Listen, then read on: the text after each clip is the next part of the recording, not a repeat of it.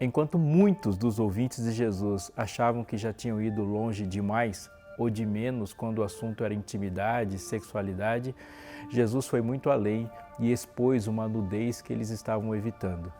Isso é real, Jesus nunca falou das folhas, flores ou frutos de uma árvore sem falar das suas raízes. Jesus convidou os seus ouvintes a pensar com muito mais radicalidade do que eles estavam acostumados. Ele falou sobre sexualidade de uma maneira que ninguém falou e que era necessário para aquela época é também para hoje. Não saia daí, está começando o seu Fé para Hoje.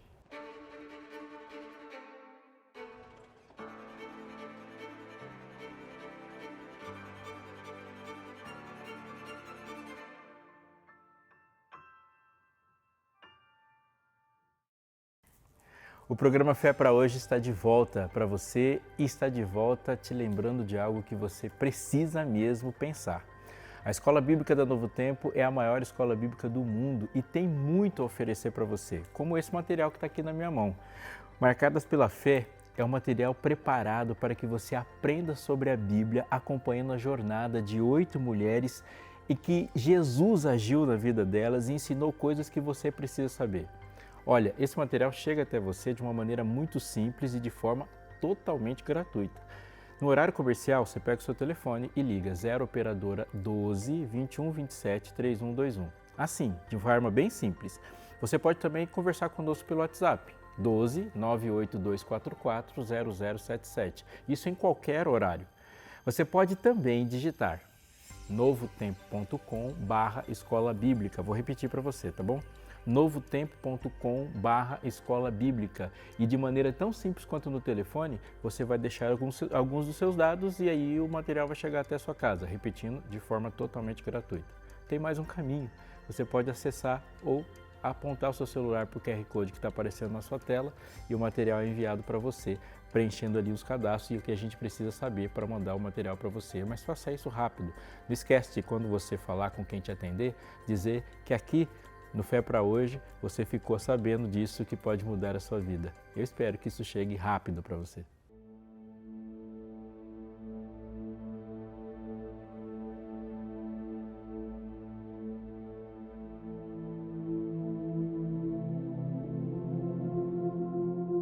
O esforço para se encontrar, sendo feito no mapa errado, não leva ninguém a lugar certo algum. Quando eu escuto Jesus falando lá no Sermão do Monte, o tempo todo a minha mente repete a voz dele e parece que aqui ele está bombardeando com a seguinte frase: vocês estão fazendo tudo errado e estão fazendo nas bases. Tudo me parece, ao ele nos explicar como a vida de fato deve ser, que passamos os séculos tentando entender por que a camisa aqui perto da gola simplesmente não fecha, não abotoa. E ele nos faz olhar para o erro. Está lá na casinha, no botão, na primeira casa. Assim, você está imaginando uma camisa que a gente tenta abotoar?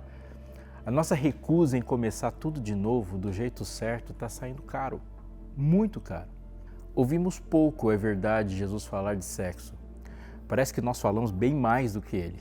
Na verdade, em alguns segundos depois de escutar ele, vamos perceber que tudo isso que a gente fala o tempo todo nunca foi sobre sexo. E esse prazer que buscamos o tempo todo nunca foi prazer. E essa tal felicidade, na verdade, era uma ideia. E somente uma ideia. Tente escutá-lo sem vícios nesse instante. Ele está olhando para a gente bem nos olhos e ele está nos amando. Ele está colocando energia, tentando nos convencer de que essa camisa que estamos desesperadamente a abotoar já perto da gola vai acabar danificada, rasgada e por fim o que tentamos cobrir com ela também vai aparecer e vai aparecer a nossa tristeza, a nossa vergonha e o nosso medo. Escute Jesus, ele está mudando o centro gravitacional da nossa existência. No texto, lá no Sermão do Monte, no seu discurso, ele começa assim: você ouviu o que foi dito, não adulterarás. Eu, porém, vos digo, qualquer que olhar por uma mulher com intenção impura no coração, já adulterou com ela. Se o teu olho direito te faz tropeçar, arranca-o e lança-o fora de ti. Pois te convém que se perca um dos teus membros e não seja todo o teu corpo lançado no inferno. E se a tua mão direita te faz tropeçar, corta-a e lança de ti, pois te convém que se perca um dos teus membros e não vá todo o teu corpo para o inferno. Também foi dito: Aquele que repudiar sua mulher, dê-lhe carta de divórcio. Eu, porém, vos digo, qualquer que repudiar sua mulher, exceto em caso de relações sexuais ilícitas, a expõe a tornar-se adúltera. E aquele que casar com a repudiada comete adultério. No Sermão do Monte, Mateus 5, 27 e 32. Antes de focar no adultério, escute-o na diferença radical da abordagem que ele está fazendo. Se o teu olho direito te faz tropeçar. É assim que ele começa. Ele não disse se a roupa dele ou se a roupa dela te faz tropeçar. O verso 27 bem poderia começar assim: se uma mulher bonita, sensual e sedutora, se um homem atraente, bonito, sedutor. Não é o corpo de uma mulher que está sendo posto como causa do pecado. É o olho, o meu olho, o seu olho. Os órgãos sexuais de homens e mulheres podem ser diferentes, mas os olhos são todos iguais.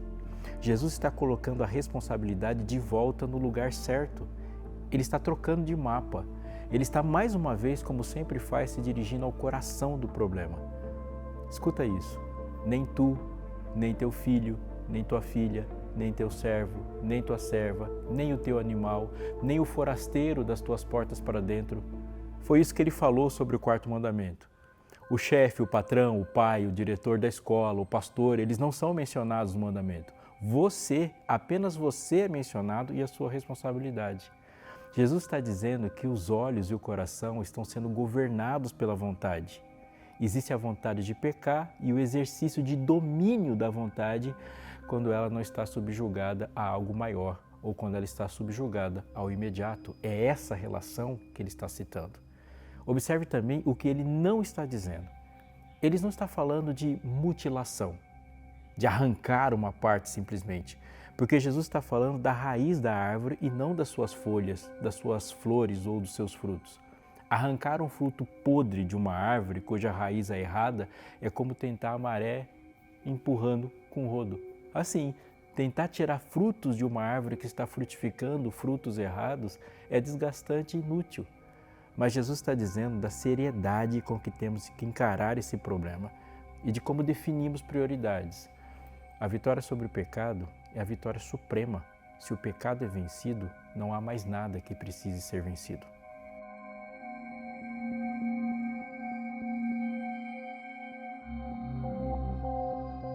Na região palestina, o ofício pastoral, no sentido lato da palavra, era uma atividade muito mais comum do que é para nós. O pastor precisava conhecer profundamente as ovelhas, suas dificuldades, seus medos, seus anseios. Mas só isso não era suficiente. Um bom pastor, de verdade, ele precisa conhecer os seus inimigos. Os pastores famosos da Bíblia, como Davi, citam das suas vitórias contra esses inimigos. Geralmente são predadores naturais dos cordeiros, que são indefesos sem um pastor. Davi fala: teu servo apacentava as ovelhas de seu pai quando veio um leão, um urso e tomou um cordeiro do rebanho. Ele diz isso em 1 Samuel 17:34. Ursos, leões, lobos e contra estes fundas, bordões e muita coragem. Mas há um inimigo mortal das ovelhas, mas muito perigoso e não é tão citado como ursos, lobos, leões. Elas são as moscas, conhecidas como moscas nasais. Esses bichinhos, eles se apresentam no verão e eles atacam de manhã e de tarde. E eles procuram uma região quente, úmida e cheia de alimentos para eles, ou seja, o nariz das ovelhas, e ali eles depositam seus ovos. Na fase das larvas, a vida das ovelhas se torna um tormento e rinite é o mínimo que esse parasita causa. Corrimento nasal com sangue, tontura, falta de coordenação motora, uma dor insuportável e as ovelhas simplesmente não param. É uma inquietação que as deixa completamente exaustas na tentativa de livrar daquele tormento. Os pastores mais experientes, eles passam um óleo repelente na cabeça das ovelhas quando está se aproximando o verão, a estação quente, para permitir que elas tenham paz. Tal como uma mosca, o pecado é assim. Do lado de fora da vida, ele parece inofensivo, ele não faz mal e dá para falar sobre ele tranquilamente, observar ele de longe. E ele parece caber debaixo da sola do nosso sapato e está totalmente sob controle. Mas quando ele está do lado de dentro, ele causa um enorme estrago. Também foi dito: aquele que repudiar sua mulher, dê-lhe carta de divórcio. Eu, porém, vos digo. Essa é a frase de Jesus. A religião viciada dos tempos de Jesus e dos nossos tempos estava focado no sentido do divórcio. E Jesus estava falando no sentido do casamento. Eles falavam sobre os motivos para ir embora, enquanto Jesus estava falando e chamando eles para pensar nos motivos para ficar. Porque dele, diz o texto, e por ele e para ele são todas as coisas. A ele, pois, a glória eternamente. Amém. Esse poderoso texto de Romanos 11:36 traz-nos para o ponto central onde devemos discutir. Ele é um golpe duro na perspectiva de que pessoas são descartáveis. É um golpe na perspectiva da descartabilidade que permeou a pergunta que foi feita para Jesus. Aquele que repudiar a sua mulher, dê-lhe carta de divórcio. Jesus está dizendo, alguém de altíssimo valor está com você, mas não é seu. Essa mulher não te pertence, esse homem não te pertence. Tudo é dele, Deus, e tudo é para ele, Deus. Ele não está dizendo que ela pertence a si mesma ou que um homem pertence a si mesmo. Ele está dizendo, vocês pertencem a mim. A ideia da vida no corpo como pertencente a Deus não é uma diminuição de valor como nós temos visto na escravidão como o mundo define. É exatamente o contrário. Somente o pertencimento a Cristo pode trazer libertação genuína, principalmente de nós mesmos. Irou-se, pois, diz o texto, sobremaneira Caim, e descaiu-lhe o semblante. Então lhe disse o Senhor, por que você anda irado? Por que descaiu o seu semblante? Se procederes bem, não é certo que serás aceito? Se todavia procederes mal, eis que o pecado jaz à porta. O seu desejo será contra ti, mas cumpre a ti dominá-lo. Gênesis 4, 6-7. O que esse texto tem a ver com sexualidade humana e a conversa de Jesus no Sermão do Monte? Tudo, absolutamente. Mais uma vez, ele nos faz olhar para a raiz. Caim estava sob forte pressão dos seus próprios sentimentos e o texto diz que ele estava com raiva, muita raiva. Havia uma luta dentro dele e no ringue do seu coração estava a convicção do que era correto para fazer e diante da crença estava o que ele desejava fazer. E Deus entrou no ringue, oferecendo força para Caim, a força que ele precisava para agir corretamente. Jesus explica o que estava acontecendo com ele, o que acontece comigo, o que acontece com você. O seu desejo será contra você, mas cumpra você dominar esse desejo. Desejo não dominado, amigo, é desejo dominante. Uma vez que ele assume o controle, a escravidão já está implantada. Antes de dizer para onde o seu desejo está apontado, Jesus nos olha nos olhos e começa do começo. Quem está no controle? E qual é o objetivo desse seu projeto de poder? O exemplo de Caim, ele é particularmente importante porque relaciona diretamente desejo e pecado. Poucas coisas do que falamos, pouquíssimas mesmo, vêm tão juntas como esse assunto quando a gente fala de sexo. Desejo e pecado é como o feijão com arroz na mesa quando a gente fala sobre esse assunto. Dentre todas as coisas importantes aqui, vamos focar nas essenciais. Existe uma barreira entre vontade de pecar e ato de pecar. A barreira entre o desejo que se levanta, ora por nós e muitas vezes contra nós, contra Deus e, tragicamente, contra muitas pessoas que estão perto de nós. Contra aquele outro que nós estamos chamando de amado ou como estamos chamando de amada. Caim está com raiva, uma emoção, um desejo de matar. Mas a raiva ainda não estava na fase do plano. Mas seu corpo sentiu os efeitos dessa raiva. Os seus olhos não estão mais como antes, suas mãos, seus pensamentos. Ele está diante de um sequestro que a emoção provocou nele. De onde vem tanta raiva? A fonte é o ego ferido de Caim. Aquilo que estava no trono do seu coração não permitia a possibilidade de ele não obter, a possibilidade de ele não controlar. Ele não admitia ser contrariado. Repito aqui, ser tentado não é pecado. Sentir vontade não é pecado. E é importante dizer aqui que o centro da questão não está em contra o que você luta, mas se de verdade está havendo uma luta. Sem esquecer de Caim e da ordem para controlar o seu desejo, suba comigo, vamos voltar para o monte. Ouviste o que foi dito, não adulterarás. Eu, porém, vos digo, qualquer que olhar para uma mulher com uma intenção impura no coração já adulterou com ela. Descendo à sala das máquinas e ao centro de controle, Jesus usa duas palavras abandonadas pelo religiosismo performático da sua e da minha época: intenção e pureza. Por intenção, a gente pode entender que essa é a barreira que Caim cruzou depois de perder para o desejo. Intenção não é mais o campo da luta, é o campo do plano. A escolha já está feita, as barreiras não são mais a da submissão ao reino de amor, mas agora a barreira é a da circunstância. Jesus se desloca do ato sexual como pecado mais uma vez para nos levar ao ponto crucial dele, porque ele acontece ou porque ele deixa de acontecer. Começando por surpreender ao revelar um pecado que todos julgavam não ter acontecido, uma intenção impura é, antes de tudo, uma intenção idólatra. Algo importante tomou o lugar de algo que era essencial. O sentido da existência entrou na contramão e, mesmo que não esteja em alta velocidade, está numa rota de colisão com a vontade de Deus.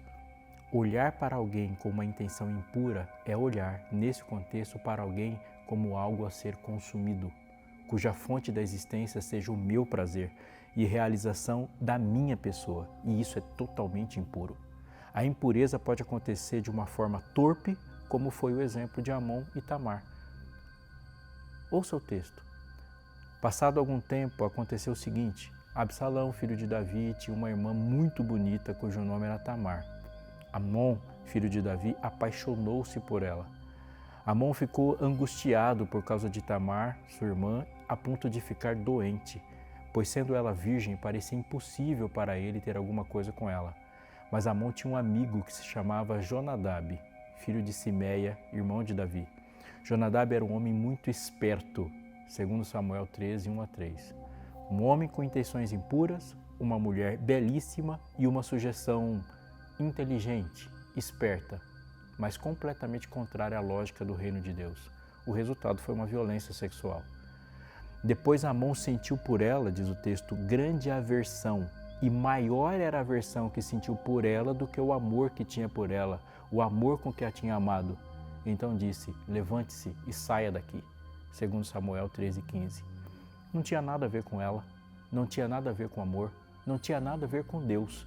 O sentimento de amor era um sentimento canibal, um buraco negro criado pelo próprio ego dele e que precisava de um sacrifício. O público de Jesus, ao ouvir sobre essa lógica, a lógica viva da lei, foi confrontado com seus escudos hipócritas.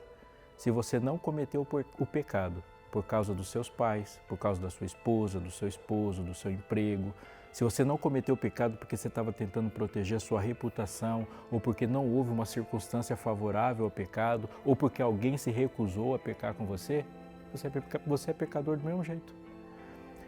Porque as suas intenções não são puras.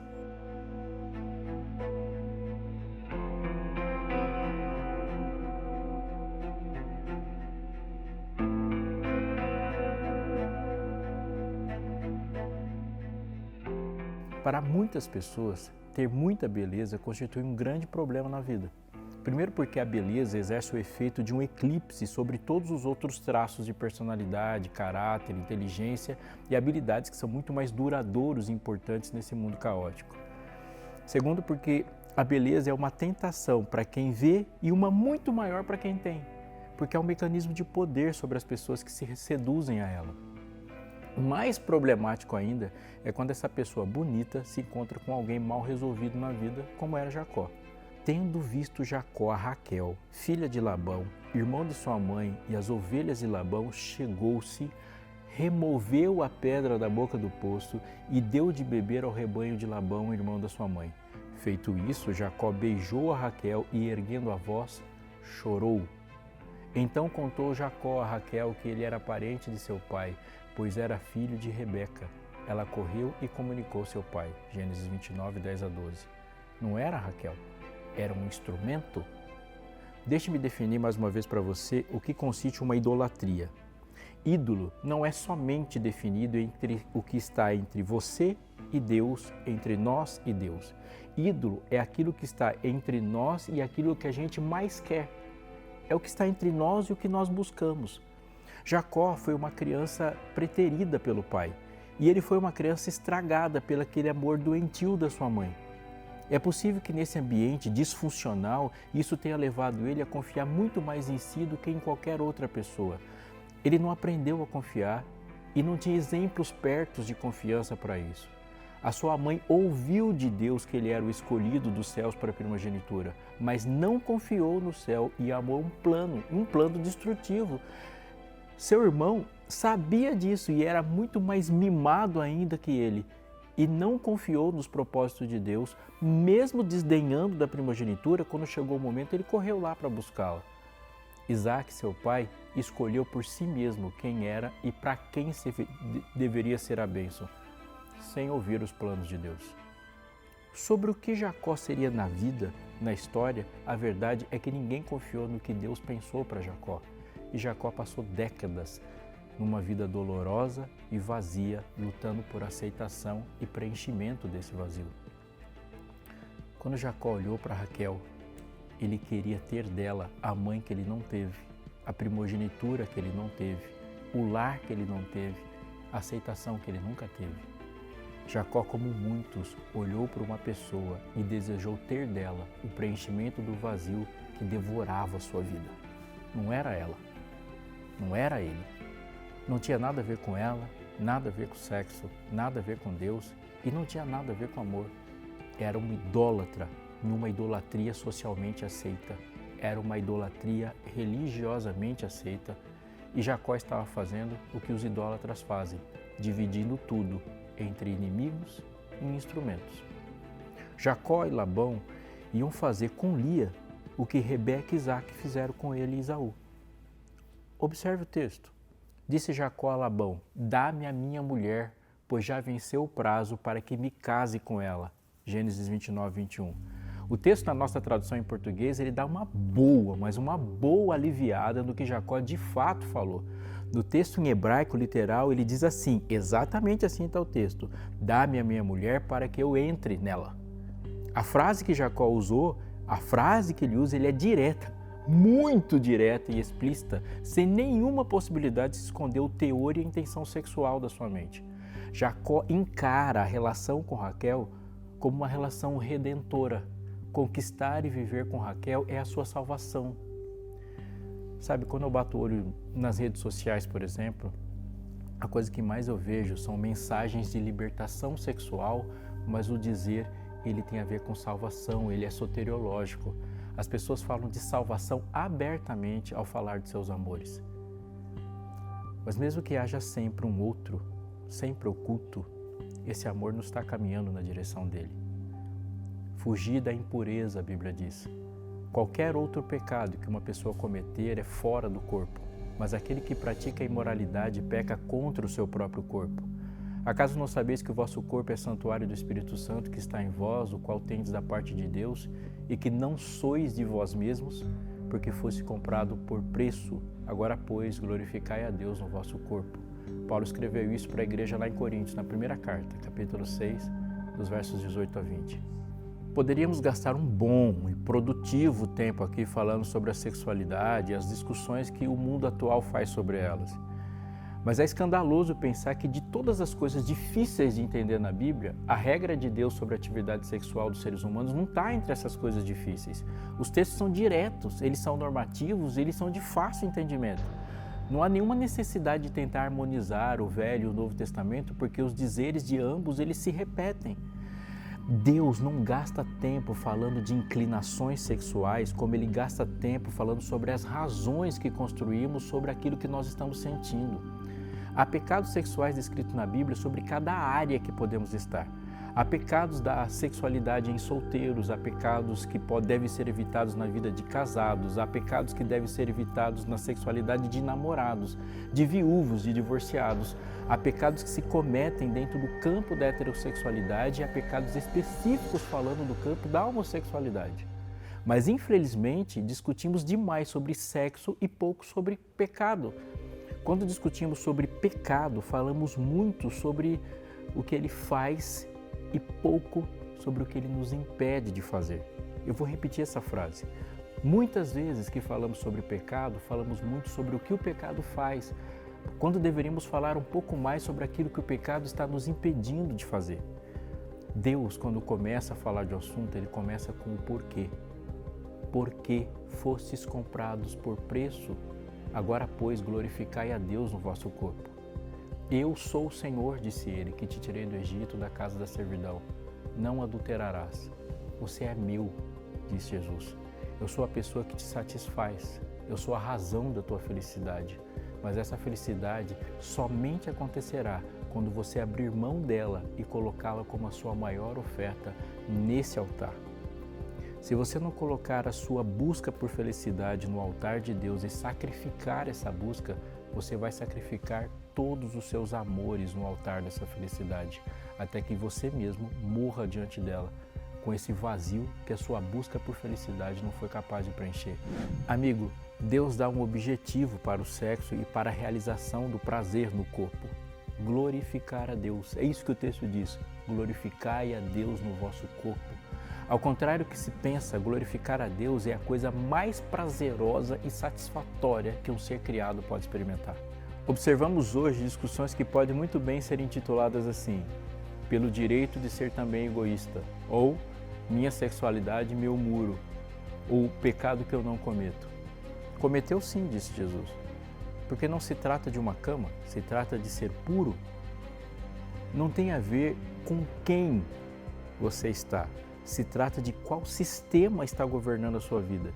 Se trata de adoração, mais do que trata de sexo. Olha o texto. Porquanto, tendo conhecimento de Deus, não o glorificaram como Deus, nem lhe deram graças. Antes se tornaram nulos em seus próprios raciocínios, obscurecendo-lhes o coração insensato.